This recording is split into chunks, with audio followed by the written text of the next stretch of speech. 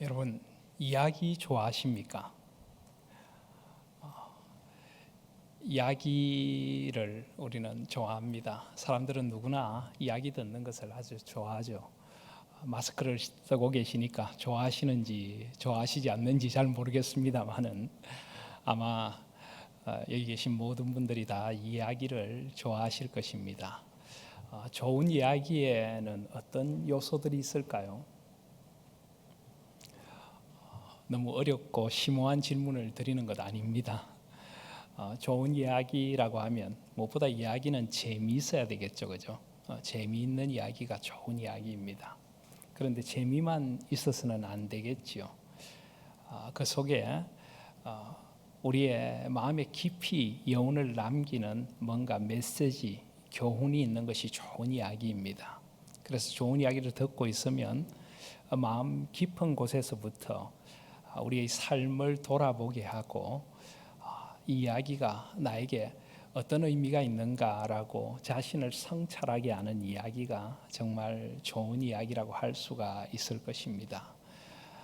오늘 저도 이야기를 하나 여러분들과 함께 나누려고 합니다. 그런데 제가 나누려고 하는 이야기는 성경 말씀의 이야기입니다. 어떤 면에서 우리가 가진 이 성경이 하나의 이야기라고 할 수가 있습니다. 하나님께서 우리에게 이야기를 들려주시는 것이지요. 그런데 여기 계신 분들 가운데는 그런 오해를 하시지 않겠습니다만은 성경을 이야기라고 할 때 어떤 분들은 좀 오해를 하시는 경우도 있습니다. 성경이 전설 따라 삼천리 같은 이야기란 말인가? 그런데 그런 뜻이 아니지요. 예를 들어 제가 제 인생의 이야기를 들려드리겠습니다 하면 제가 지어낸 허황한 이야기를 하는 것이 아니라 제가 살아온 삶을 이야기로 풀어내겠다는 말이지요. 성경은 1.1획도 틀림이 없는 하나님의 진리의 말씀입니다. 성경의 이야기는 모두 역사 속에서 하나님께서 행하신 하나님의 이야기입니다. 그런데 하나님께서는 이 성경을 우리에게 이야기로 들려주기를 원하십니다. 왜 그럴까요? 사실 모든 사람은 이야기를 살아가고 있기 때문입니다. 우리가 느끼든 느끼지 않든 한 생을 살아간다는 것은 자기 나름대로 이야기를 살아가는 것입니다. 그리고 우리가 사는 세상이 여러 가지 이야기들로 이루어져 있습니다. 목사님 설교를 통하여도 여러 번 많이 들으셨겠지만은 우리 시대의 이야기가 있습니다. 시대 정신, 시대 사조가 하나의 이야기처럼 우리에게 접근해 옵니다. 다양한 세계관을 가진 세계관적인 이야기들이 우리를 둘러싸고 있습니다. 그래서 자칫 우리가 정신을 놓치면 세상의 이야기가 우리의 생의 이야기가 되어질 수가 있습니다. 세상의 세계관과 세상의 가치관을 가진 이야기들, 유물론적인 이야기라든지 돈이 중심이 되는 만몬주의적인 이야기라든지 또 진화론적인 그런 세계관을 가진 이야기라든지 또 세상을 지배하고 있는 이 세상의 정신의 이야기들이 우리의 이야기들이 될 수가 있습니다. 그래서 하나님께서는 우리에게 성경의 이야기를 들려주십니다. 그 이유는 우리가 성경의 이야기를 살아가라고 그렇게 하시는 것입니다. 말씀 안으로 들어와서 말씀의 이야기가 나의 생의 이야기가 되고 나의 삶의 큰 이야기는 물론이고 나의 삶의 자리자리마다 성경 말씀의 이야기가 내 생의 이야기가 되기를 원하셔서 하나님께서는 우리에게 성경 말씀이라는 이야기를 들려주고 계시는 것입니다. 그래서 오늘 우리는 이야기를 하나 들으려고 합니다. 이 이야기는 우리 예수님께서 이 땅에 계실 때 들려주신 이야기입니다. 사실 우리 예수님도 탁월한 이야기꾼이셨습니다. 예수님을 이렇게 이야기하는 것이 혹시라도 좀 외람되게 들리실 수도 있을지 모르겠습니다만 예수님은 많은 비유의 이야기들을 들려주셨습니다. 그 이야기가 우리 삶에 생생하게 살아 숨쉬도록 해주신 분이 예수님이십니다. 사실 예수님의 이야기는 어렵지 않습니다. 누구나 이해할 수 있는 이야기인데 그 이야기 속에 생명의 진리가 들어있는 이야기입니다. 그래서 오늘 이야기도 바로 그런 이야기 가운데 하나라고 할 수가 있습니다. 오늘 이야기는 어떤 이야기입니까? 오늘 이야기는 포도원 품꾼의 이야기라고 알려진 이야기입니다. 오늘 20장 1절을 보시면 천국은 마치 품꾼을 얻어 포도원에 들여보내려고 이른 아침에 나간 집주인과 같아. 큰 포도원을 가지고 있는 집주인의 이야기입니다. 이 팔레스타인, 이스라엘 지역은 지중해성 기후로 포도 농사나 올리브 농사가 아주 잘 되는 곳입니다. 여름에 햇볕은 따갑지만은 그렇게 후덥지근하지는 않습니다. 저도 여름 한철을 이스라엘에서 지내본 적이 있는데 그늘에만 들어가면 상당히 서늘합니다. 그리고 아주 이 포도나 올리브 농사를 짓기에 적합한 기후라고 그렇게 이야기를 합니다. 그래서 가을이 되면 이제 포도원 주인들은 많은 품꾼들을 불러들여서 포도를 추수하게 됩니다. 그래서 아마 이때가 포도를 수확할 그런 철이 아닌가 하고 생각을 합니다. 그래서 집주인이 포도원 품꾼들을 구하러 나갑니다. 그런데 이른 아침에 품꾼들을 구하러 나갔다라고 하면 이 품꾼들은 어떤 사람들일까요? 이들은 대부분 일용직 노동자일 것입니다. 정규직으로 고용되어 있는 사람들이 아니고 그날 벌어 그날 먹고 살 수밖에 없는 그런 사람들이었을 것입니다. 예수님 당시에 로마가 지배하고 있던 그런 세상 속에서 로마의 그 세금 제도, 그런 수탈이라든지 팔레스타인 땅의 척박함을 생각을 하면은 이런 식으로 벼랑 끝에 내몰려서 그날 벌어 그날 먹고 사는 사람들이 참 많았었습니다. 그런 사람들을 이제 포도원에 품꾼으로 드리려고 집주인이 나갔다라고 합니다. 이른 아침에 나갔다라고 합니다. 이른 아침은 언제일까요? 성경에서 이른 아침이라고 하면은 동이 틀 무렵 아침 한 6시에서 7시 사이를 말합니다. 더운 지역이기도 하고 또 그 당시는 지금보다 노동 시간이 훨씬 좀 길었던 것 같습니다. 그래서 아침 한 6시부터 오후 6시까지 이렇게 하루 종일 일을 했어야만 했습니다. 그래서 이른 아침부터 인력 시장에 그날 일을 구하려고 나와 있는 사람들이 있었고 집주인이 이제 그런 사람들을 불러서 포도원에 들였다라고 합니다. 2절에 보면은 그가 하루 한 데나리온씩 품꾼들과 약속하여 포도원에 들여보냈다라고 합니다. 여기 한 데나리온이라고 하는 것은 그 당시 사회적인 합의가 이루어진 상당히 공정한 노동자들의 하루 품삯이라고 할 수 있습니다. 그래서 주인도 한 데나리온을 주기로 하고 사람들을 포도원에 들여보내 일을 하도록 만듭니다. 그런데 3절에 보니까 또 제3시에 나가보니 장터에 놀고 서 있는 사람들이 있는지라라고 합니다. 제3시, 이 성경의 시간은 대부분 6시간 정도를 더하면 지금 우리 시간이 됩니다. 그러니까 제3시면 몇 시입니까? 아침 9시죠. 6시에서 7시 사이에 이른 아침에 나가서 품꾼들을 들어오게 했는데 주인이 품꾼들이 더 필요했던지 아침 9시경에 또 장터에 나가서 사람들을 불러 포도원에 들여보냅니다. 그런데 4절에 보면은 그들에게 이르되 너희도 포도원에 들어가라 내가 너희에게 상당하게 주리라 라고 말합니다. 일한 만큼 충분히 품삯을 주겠다는 말이지요. 그런데 문제는 5절을 보시면 제6시와 제9시에 또 나가 그와 같이 하고 라고 합니다. 제6시는 낮 12시고 제9시는 오후 3시죠. 포도원에 품꾼들이 많이 더 필요했던 것일까요? 주인은 계속하여서 포도원 품꾼들을 찾으러 나갑니다. 그리고 급기야는 6절에 보시면 제11시에도 나가보니 서 있는 사람들이 또 있는지라 라고 합니다. 11시면 몇 시입니까? 오후 5시입니다.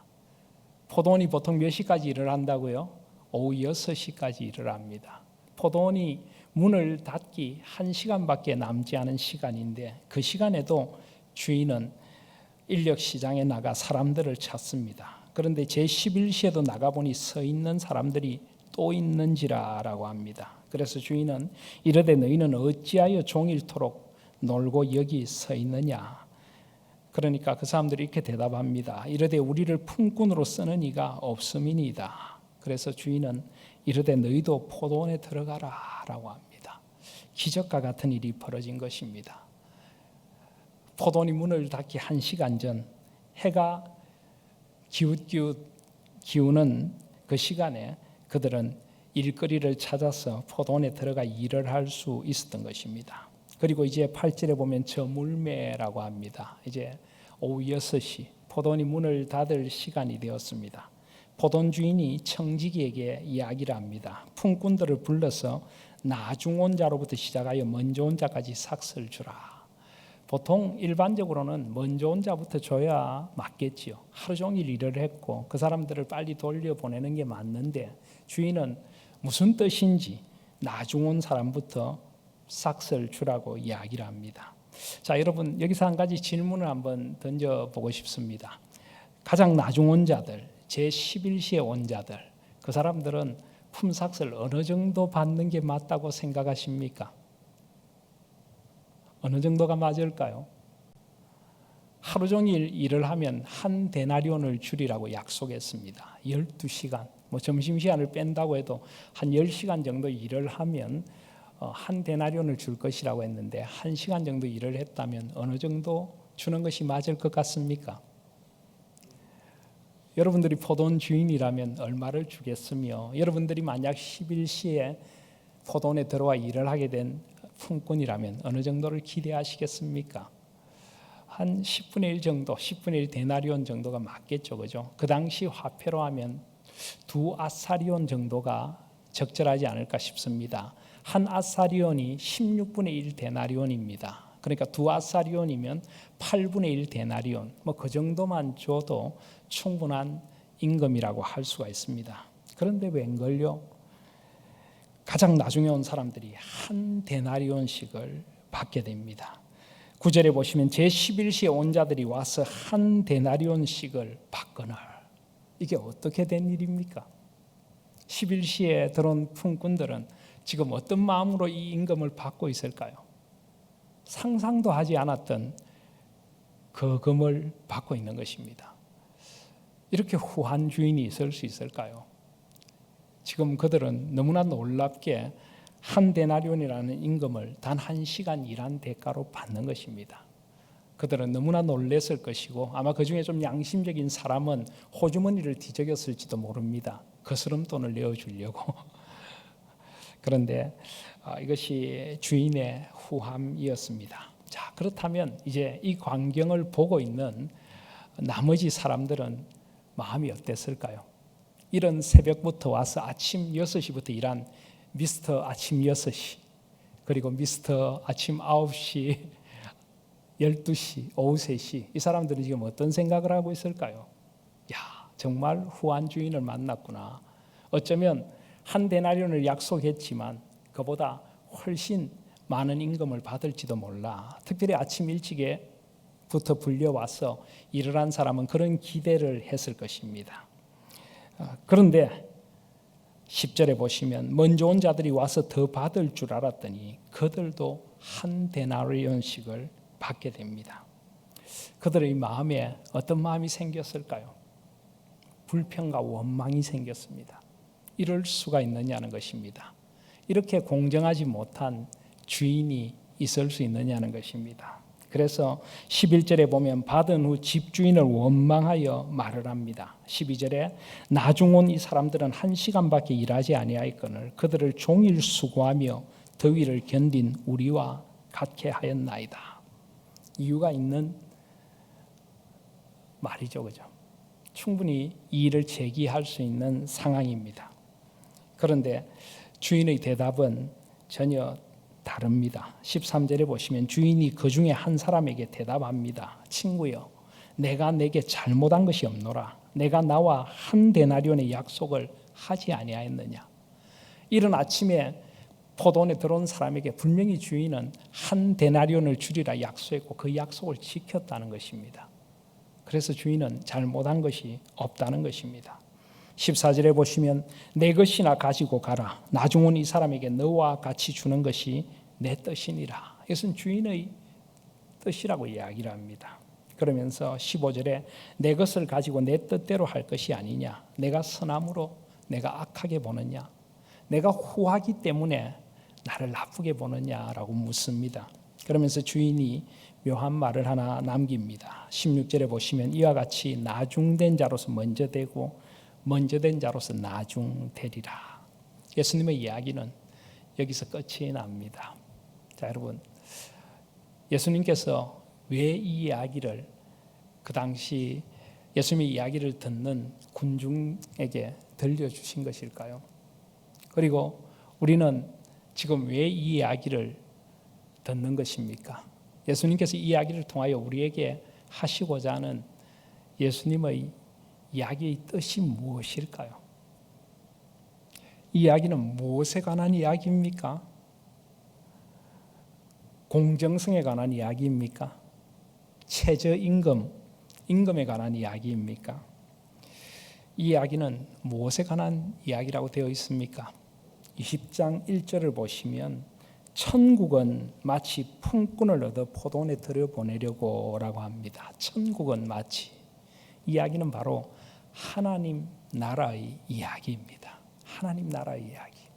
사실 예수님께서 이 땅에 오셔서 들려주신 모든 이야기는 다 하나님 나라의 이야기입니다.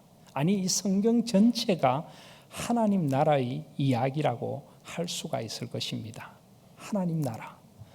우리는 하나님 나라에 대하여 잘 알고 있습니다. 하나님 나라의 이야기는 어떻게 시작됩니까? 하나님께서 온 세상을 창조하심으로 하나님의 나라의 이야기가 시작이 됩니다. 하나님께서 온 세상의 창조주이시고 역사의 주인으로 온 세상을 다스리신다. 그것이 바로 하나님 나라의 이야기입니다. 인간은 하나님의 형상으로 시험을 받았습니다. 그래서 하나님 안에서 참된 존재의 의미를 가지고 하나님과의 깊은 교제 가운데 생의 참된 의미를 찾고 누리게 됩니다. 하나님 나라라는 것은 하나님이 내 생의 주인이 되신다는 것입니다. 내 삶의 한가운데 하나님께서 계시고 나는 하나님의 뜻 안에서 삶의 참된 의미와 목적과 방향을 발견하고 살아가는 것이 하나님의 나라인 것입니다. 그렇게 세상은 시작이 되었습니다. 그런데 인간이 하나님의 다스리심을 거부하고 하나님께 불순종함으로 이 세상의 모든 문제들이 시작이 되었습니다. 그것이 바로 창세기 3장의 이야기죠. 사람들은 하나님의 다스리심을 받는 존재가 아니라 이제는 자기 중심적인, 자기가 살고 싶은 대로 사는 인간이 되어버렸습니다. 인간의 내면에서부터 이 하나님 나라가 무너져 버린 것이죠.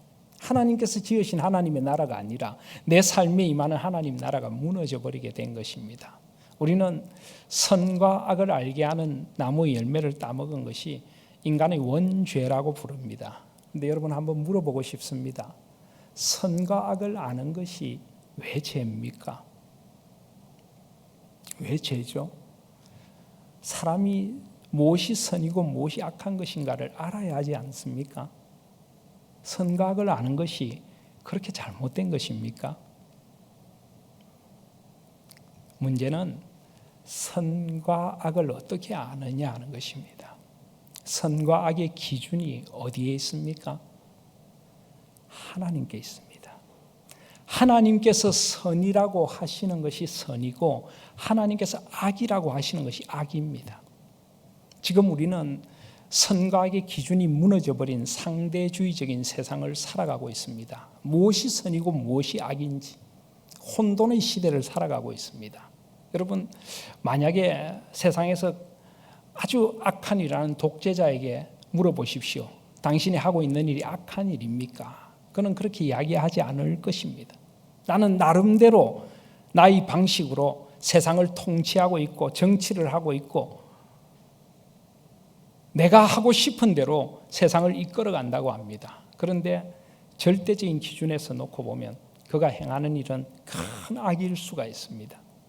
선각의 기준이 어떤 절대적인 진리에 있지 않고 상대적인 나에게로 옮겨가면 그런 끔찍한 일이 벌어지게 되는 것입니다. 선과 악을 아는 것 자체가 아니라 선과 악을 내 마음대로 아는 것이 문제인 것입니다. 그래서 인간은 그때부터 자기중심적인 존재가 되어버렸고, 내가 옳다고 생각하는 것, 좀 더 직설법적으로 이야기하면 나한테 이익이 되는 것, 나에게 돈이 되는 것, 그건 선한 것이고, 나에게 손해가 되는 것은 악한 것이 됩니다.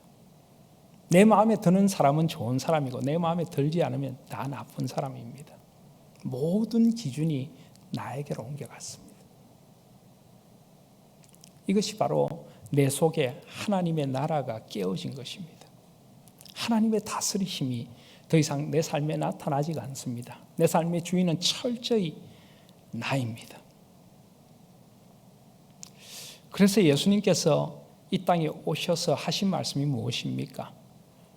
때가 찼고 하나님의 나라가 가까이 왔으니 회개하고 복음을 믿어라. 예수님께서 이렇게 말씀하셨습니다. 예수님이 이 땅에 왜 오셨습니까?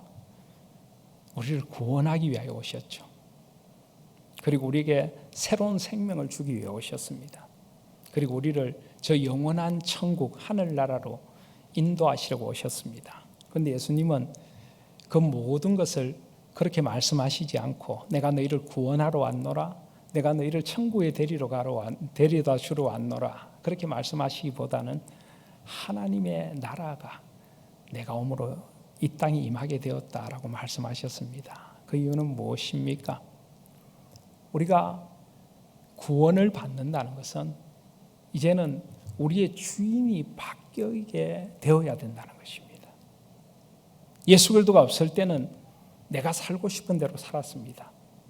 나의 성공이나 나의 출세나 나의 가족이나 나의 욕망이나 나의 취향이나 나의 생각이 내 삶을 지배하고 이끌어갔는데, 이제는 그것이 아니라 예수 그리스도가 내 삶에 들어오시고 그분이 내 삶의 주인이 되시고, 이제는 그분 안에서 내 삶이 새로운 빛으로 바뀌게 되는 것, 이것이 바로 하나님의 나라입니다.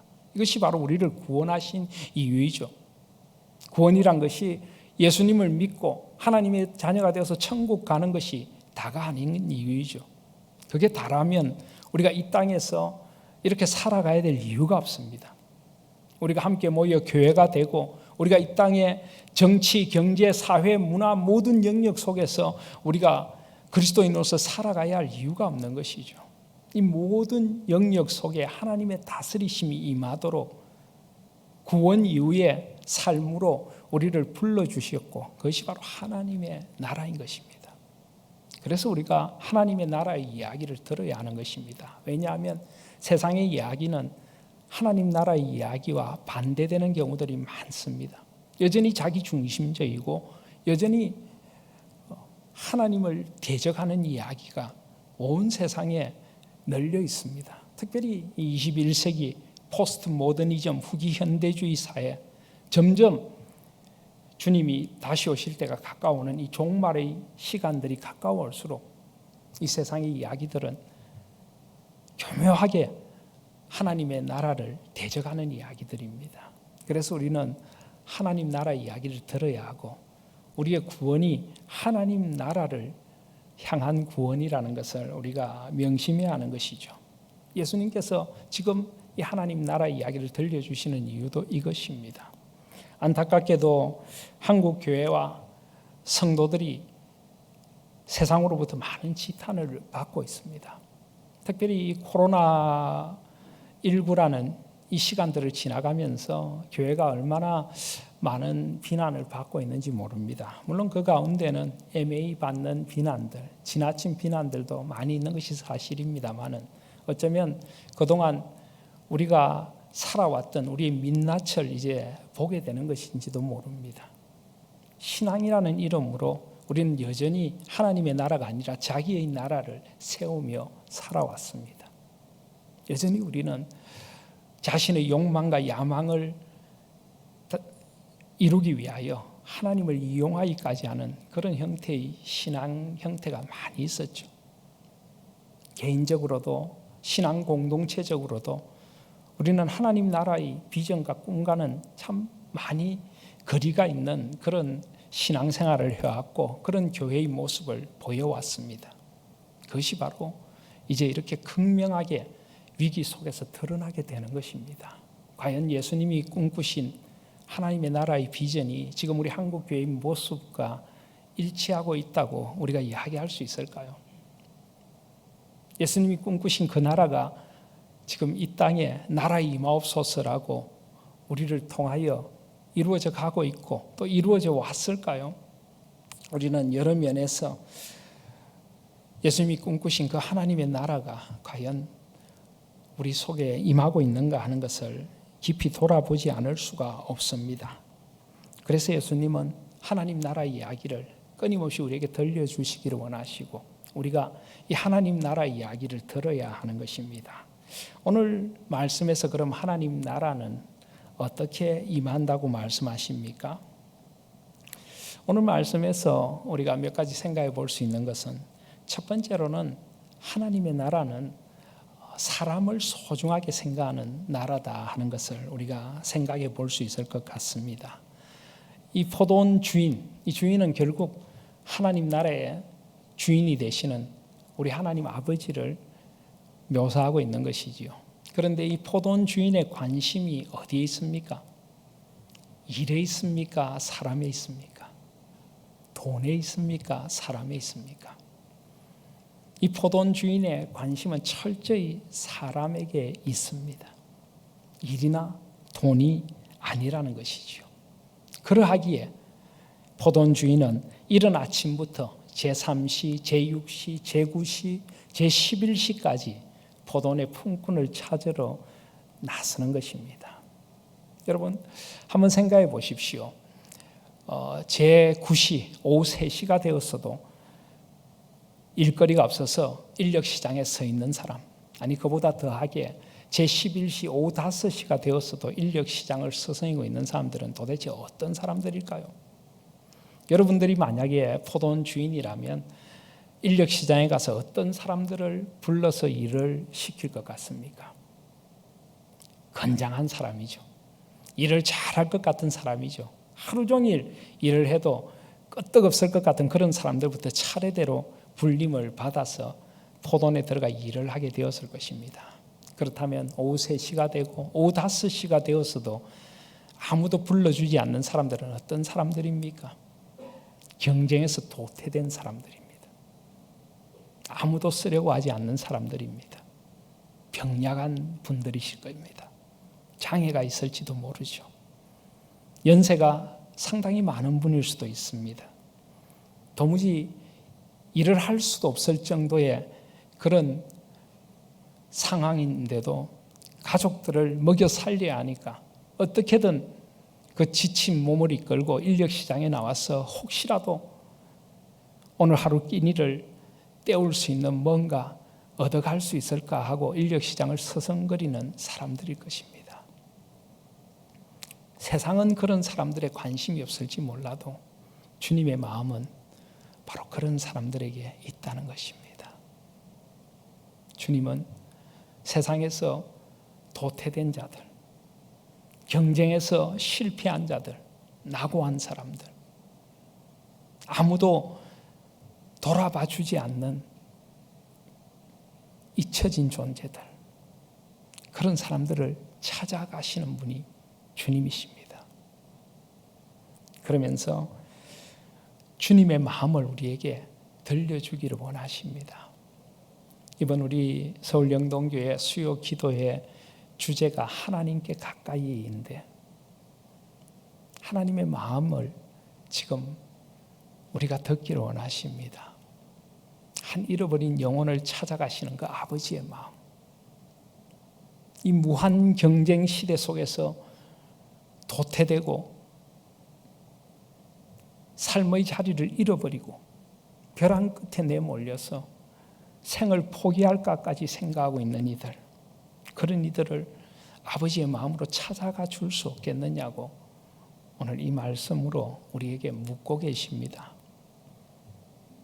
세상은 효용성으로 사람을 평가합니다. 저 사람이 어떤 능력이 있는가? 저 사람이 얼마나 많은 것을 가지고 있고 얼마나 많은 것을 가질 수 있는 존재인가.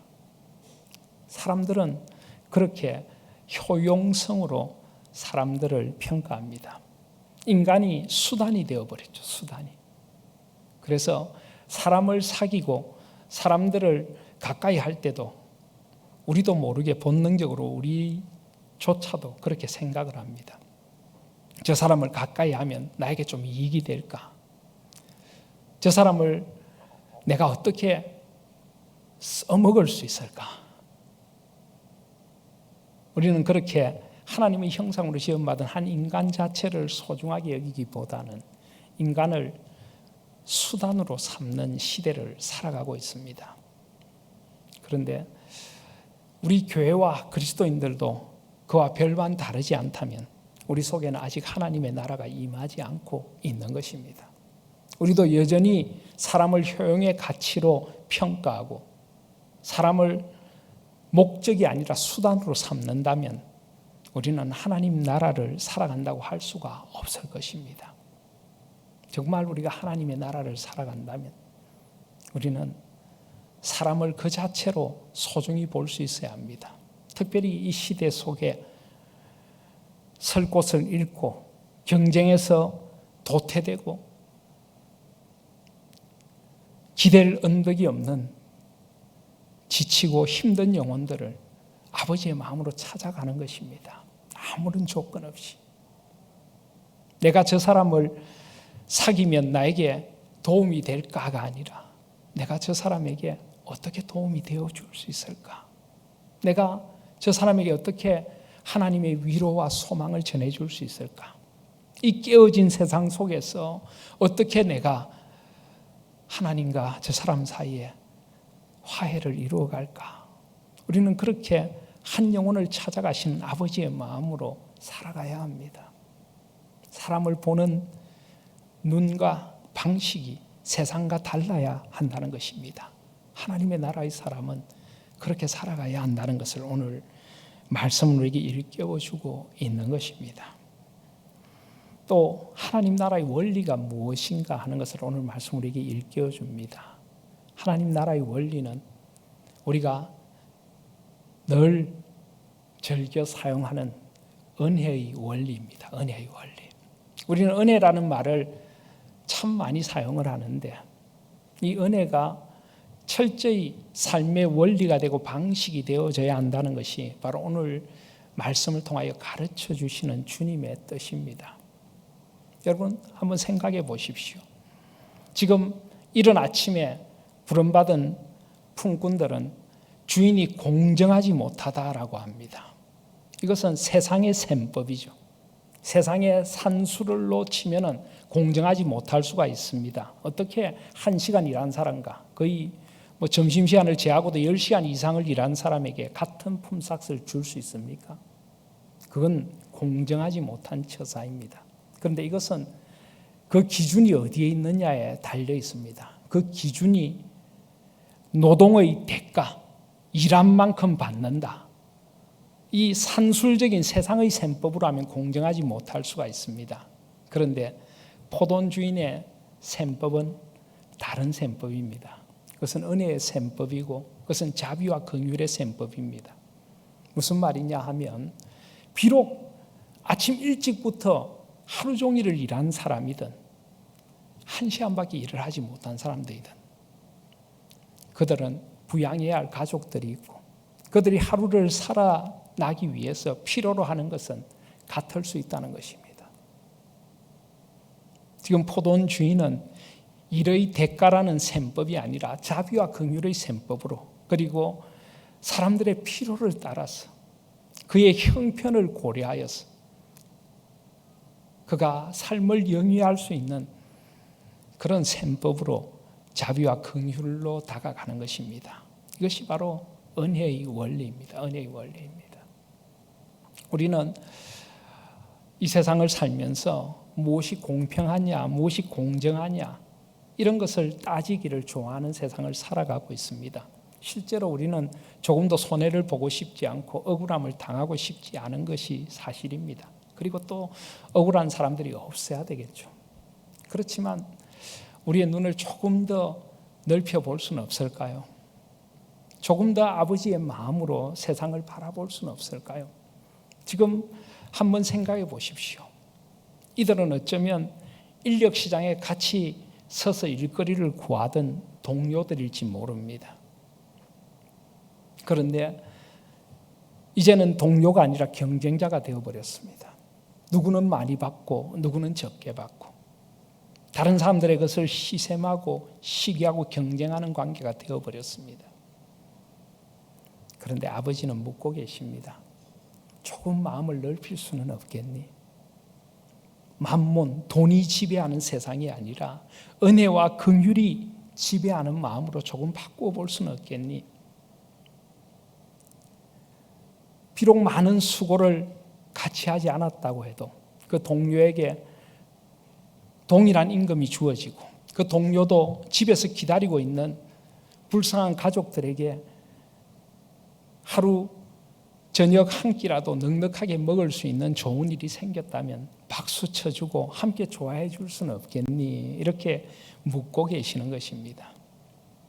어쩌면 세상의 경제 원리로는 맞지 않는 것이죠. 그런데 하나님 나라는 본질이 인간이 생각하는 공정함이 아니라 은혜와 긍휼이 본질인 것입니다. 그리고 사실 생각하면 이른 아침부터 일하게 된 사람들도 사실은 주인의 호의로 말미암아 일을 할 수 있었던 것이죠. 주인이 계속 이렇게 품꾼들을 불러들이는 이유가 뭘까요? 꼭 포도원에 수확할 것이 많아서 일꾼들이 더 필요했었만 그럴까요? 오후 3시, 5시가 되어서 그저 장터에서 놀고 있는 병약하고 노약하고 장애를 가지고 있을지도 모르는 분들까지 불러들이는 이유가 무엇일까요? 함께 은혜를 누리자는 것입니다. 함께 은혜를 누리자는 것입니다. 그렇게 함께 은혜를 누릴 수 있는 이 주인의 호의를 고마워할 수 없겠느냐는 것입니다. 사실은 이른 아침에 내가 포도원의 부름을 받았을 때 아마 감사한 마음이 많이 있었을 것입니다. 오늘 하루 좋은 주인 만나서 좋은 포도원에서 잘 일할 수 있게 되었구나. 아마 감사한 마음이 참 많았을 것입니다. 그런데 다른 사람들이 들어오면서 그 사람들과 비교를 하기 시작하면서 점점 그 감사의 마음은 사라지고 내 마음은 점점 강팍해지고 점점 좁아져서 결국은 세상의 셈법에 길들여진 그런 존재가 되고 말았던 것입니다. 아니 이렇게 그것이 힘들다면 이렇게라도 보면 어떨까요? 만약에 오후 3시, 오후 5시에 일을 하러 들어온 사람이 내 형제라면요. 내 삼촌이거나 내 아버지라면 그래도 화를 낼까요? 그렇진 않겠죠. 병들고 장애를 가진 내 형제가, 내 삼촌이, 내 아버지가 같이 일하러 갔으면 좋았겠는데 나만 불려와서 늘 마음에 무거움을 안고 하루 종일 일했는데 오후 5시가 되어서 그 후한 주인에 의해서 포도원에 들어오더니 나와 똑같은 임금을 받았다. 그러면 정말 후한 주인이구나. 정말 감사합니다. 우리 형님에게도 우리 아버지에게도 똑같이 대우해 주셔서 정말 감사합니다라고 고마워하지 않았을까요? 우리가 그렇게 우리가 더불어 살아가는 이들을 그런 존재로 볼 수는 없을까요? 어쩌면 내 형제이고 어쩌면 내 삼촌이고 내 아버지일지 모르는 그분들과 함께 더불어 은혜를 누릴 수는 없을까요? 오늘 이 포도원 품꾼의 비유는 여러 가지 이 시대를 살아가는 우리에게 하나님 나라의 사람들이 어떤 마음을 품고 이 세상을 살아가야 되느냐를 일깨워 줍니다. 제가 책을 읽다 보니까 어떤 분은 이 포도원 품꾼 비유가 예수님께서 공산주의를 외치신 것이다. 그래서 여기서부터 공산주의가 나오게 되었다. 그래서 이걸 좀 또 약간 부정적으로 이야기하는 분도 있더라고요. 제가 그런 생각을 해왔습니다. 공산주의자들이 정말 이렇게 한다면 얼마나 좋을까? 정말 이렇게 사람을 소중히 여기고 정말 이렇게 더불어 살아가는 아름다운 세상을 만든다면 얼마나 좋을까? 지금 이 세상에 과연 이런 정치 체제, 이런 사회 체제가 존재하지 않죠. 어디에도. 이것은 예수 그리스도께서 이루시고자 하신 하나님 나라라는 새로운 세상의 비전이고, 이것은 그리스도를 주로 만나고 하나님을 아버지로 만나고 하나님의 나라의 놀라운 은혜를 만난 사람이 변화될 때 나타날 수 있는 하나님 나라의 원리를 우리에게 일깨워 주는 것입니다. 마지막으로 한 가지만 더 질문을 던져보고 싶습니다. 여러분이 몇 시에 부름받은 품꾼이라고 생각하십니까? 몇 시쯤 포도원에 들어오셨어요? 이른 아침부터 포도원에 들어와서 열심히 일하셨습니까? 아침 9시에 오셨습니까? 아니면 낮 12시에 오셨습니까? 오후 3시에 오셨어요? 아니면 오후 5시에 오셨습니까? 이것은 우리가 언제쯤 예수님을 믿게 되었는지, 언제쯤 우리 교회 등록해서 일을 하게 되었는지 이런 말이 아닙니다. 어떤 마음으로 섬기느냐는 말입니다. 여러분, 이 5 부류의 사람들 가운데 누가 가장 감사한 마음으로 포도원을 섬길까요? 그건 바로 오후 5시에 부름받은 사람일 것입니다. 오후 5시에 부름받은 사람은 그저 고마운 마음뿐입니다. 하루 종일 빈둥거리며 놀고 있던 나, 아무도 찾아주는 사람이 없었는데 나를 포도원에 불러서 일을 하게 해주시다니, 그것도 2 아사리온만 주셔도 후한데 1 데나리온을 주시다니, 아침 일찍부터 그렇게 수고한 사람들과 똑같이 대우해 주시다니, 몸둘 바를 몰라 주인에 대한 고마움, 같이 일한 동료들에 대한 미안함, 그는 한없이 감사함과 고마움으로만 마음이 가득할 것입니다. 어쩌면 우리가 이 마음으로 세상을 살아가야 하는 것은 아닐까요? 우리는 많은 경우에 오후 5시에 부름받은 품꾼의 마음으로 살기보다는 이른 아침에 부름받은 품꾼의 마음으로 사는 경우들이 많이 있습니다. 내가 어떻게 노력했는데, 내가 어떻게 주를 위하여 헌신했는데, 내가 교회를 위하여 무엇을 했는데 나를 이렇게 대우해. 그런데 여러분, 사실 어느 것 하나 은혜가 아닌 것이 없죠. 사실은 우리도 받을 자격 없는 자들입니다. 이른 아침에 부름받은 자들이나 오전에, 점심때, 오후에 해가 뉘엿뉘엿 저물어가는 해걸음에 부름받은 자들이나 누구나 할 것 없이 사실은 은혜입니다. 사실은 은혜입니다. 하나님께서 은혜로 그 포도원에 불러주셨고, 하나님께서 은혜로 하나님의 나라를 위하여 수고하도록 해주셨고, 나의 나된 것이 하나님의 은혜이죠. 어느 것 하나 은혜가 아닌 것이 없습니다. 그런데 자꾸만 우리가 그 은혜를 망각하고 세상의 셈법에 젖어서 따지고 불평하고 원망하고 비교하고, 그러다 보니 감사가 없고, 그러다 보니 우리의 마음이 넉넉한 은혜의 마음이 되기보다는 각박해져 가는 것일지도 모릅니다. 그래서 우리가 이 5시에 부름받은 품꾼이라는 마음을 안고 세상을 살아간다면 우리의 마음부터가 그죠? 생이 감사이고 고마움입니다 하는 고백을 할 수 있게 되지 않을까요? 그리고 다른 이들을 향해서도 그저 고마운 마음, 미안한 마음, 빚진 마음으로 살아갈 수 있지 않을까요? 오늘 우리 주님은 우리에게 5시에 부름받은 품꾼의 마음으로 하나님의 나라를 함께 살아가자고 하십니다. 아마 그것이 이와 같이 나중된 자로서 먼저 되고 먼저 된 자로서 나중되리라 하시는 말씀의 뜻이 아닐까요? 우리는 다 나중된 자라는 생각을 가지고 만삭되지 못하여 난 자 같은 나에게 베풀으신 청량할 수 없는 그 은혜에 매여서 그저 생이 고마움이고 감사입니다. 주님께도 감사하고 더불어 살아가는 이들에게도 그저 고맙습니다 하면서 살아가는 나중된 자들로 살아갈 때 그것이 주님 나라에서 아름다운 모습, 먼저 된 자 같은 그런 모습이 될 것이라는 말씀일지 모르겠습니다. 이제 말씀을 맺으며 그림 하나를 한번 잠깐 같이 봤으면 좋겠습니다. 그림이 잘 보이시는지 모르겠습니다. 저 그림 여러분 아십니까?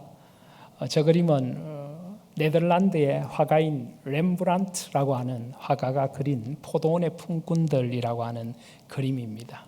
렘브란트는 빛을 이용해서 자신이 강조하고자 하는 바를 잘 강조하고 있는 유명한 화가이죠. 오늘 저 그림에 빛이 어디로 비치고 있습니까?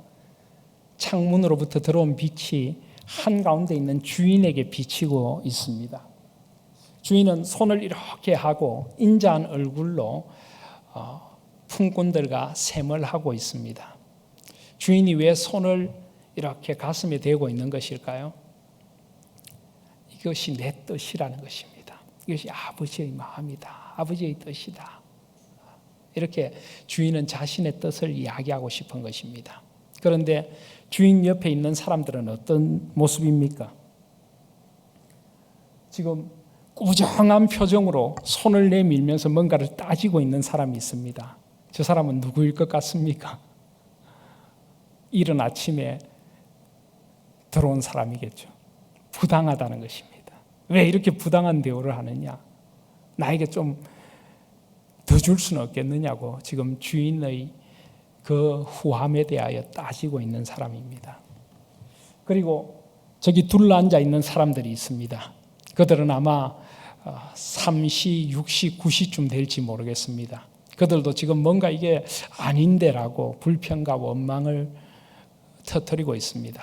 그런데 여러분 그림에 잘 보이시는지 모르겠습니다만은 저기 보시면 저 앉아 있는 사람 옆에 이렇게 윗옷을 거의 벗다시피 하고 뭔가를 밀고 있는 사람이 한 사람 보입니까? 여러분 보시기 그림 제일 오른쪽 저 구석에 저기에도 빛이 좀 비치고 있는데 저 사람은 누굴까요?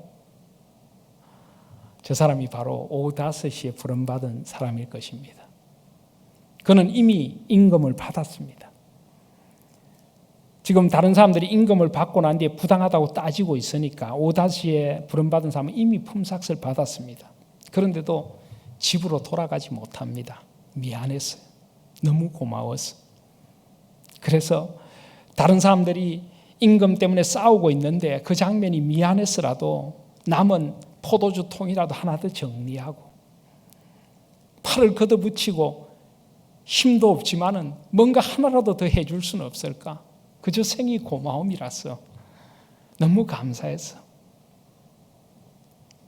빚진 마음으로 마지막까지 다른 이들은 원망하고 불평하고 따지고 싸우는데 그는 그저 묵묵히 주님의 나라를 살아가고 있습니다.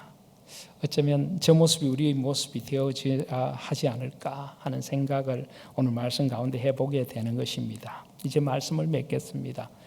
찬양을 하나 불렀으면 하는데요. 제가 이 찬양을 부르고 싶은 이유는 제가 학생들을 가르칠 때 제가 가르친 학생 가운데 선천성 시각장애를 가진 학생이 한 명 있었습니다.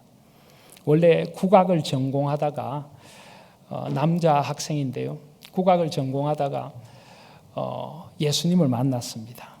그래서 예수님이 너무 좋아서 자기의 그 좋은 목소리로 예수님을 저 아프리카 선교지에 전하고 싶어서 저희 학교 교회음악과 성악 전공에 들어온 아주 어린 학생이었습니다. 그때가 1학년 때 20살 된 어린 그 남학생이었는데요. 이 학생이 세상에 대한 호기심도 많고 알고 싶은 것도 많고, 그래서 제 수업 시간에 늘 제일 앞자리에서 수업을 들었습니다. 제가 수업 시간에 이렇게 파워포인트로 화면에 뭔가를 보여주면서 학생들에게 수업을 했는데, 그 학생이 이름이 재문입니다. 재문이가 저한테 묻더라고요. 교수님, 뭘 보여주세요? 굉장히 제가 미안했습니다. 파워포인트로 오늘 수업하는 내용을 보여준단다 하니까 나도 보고 싶다. 나도 보고 싶다. 그래서 제가 재문이에게 물었습니다. 재문이는 언제부터 눈이 그랬니? 저는 태어나서부터 그랬대요. 그래서 수업 마치면 집에 가니 하니까 저는 집에 못 가요. 저는 시설에서 생활해요. 왜? 자기 동생도 선천성 시각장애래요. 엄마 아빠는 먹고 살아야 하니까 맞벌이로 일을 하고, 할머니는 동생을 돌보고, 자기를 돌봐줄 사람이 없으니까 가족들에게 가지도 못하고 시설에서 생활을 한답니다. 그런데 이 친구가 그렇게 밝을 수가 없어요. 하루는 저한테 묻더라고요. 교수님 잘생겼어요. 제가 재문이보다 훨씬 못생겼어. 이러니까 자기 얼굴을 만지면서 제가 잘생겼어요. 잘생겼지. 그렇게 하나님의 사랑을 늘 느끼며 살아가는 친구가 바로 그 재문이었는데, 하루는 제가 수업 시간에 재문이에게 부탁을 했습니다. 재문아, 찬양 한 곡 불러줄래? 오늘 좀 여러 가지로 비도 오고 마음도 무겁고 수업 분위기도 이러니까 찬양 한 곡 불러줄래? 이러니까 재문이가 더듬거리며 앞으로 걸어 나왔어. 부른 찬양이 바로 하나님의 은혜입니다. 나를 지으시니가 하나님, 나를 부르시니가 하나님, 나를 보내시니도 하나님, 나의 나 된 것은 다 하나님 은혜라. 나의 달려갈 길 다 가도록, 나의 마지막 호흡 다 하도록 나로 그 십자가 품게 하시니, 나의 나 된 것은 다 하나님 은혜라. 한량 없는 은혜, 갚을 길 없는 은혜, 내 삶을 애워싸는 하나님의 은혜, 나 주저함 없이 그 땅을 밟음도 나를 붙드시는 하나님의 은혜. 재문이도 울고 저도 울고 학생들도 울고, 태어나서 한 번도 빛을 본 적이 없는 재문이가 하나님의 은혜에 겨워 이 노래를 부르더라고요. 우리는 얼마나 이 은혜에 겨워 생을 살아가고 있는지 우리 자신을 다시 한번 이 말씀과 이 찬양에 깊이 비추어 돌아보면서 이 찬양 함께 드리고 함께 기도하는 밤을 가지면 좋겠습니다.